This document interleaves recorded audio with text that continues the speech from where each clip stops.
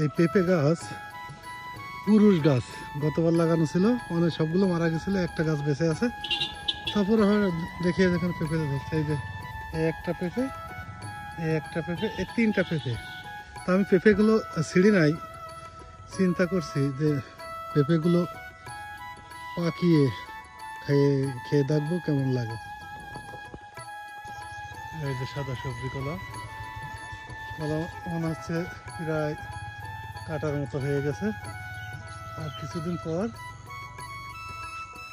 কলা কাটা শুরু হবে। এই যে এগুলো সাদা সবজি তো, অনেক মজা লাগে খেতে।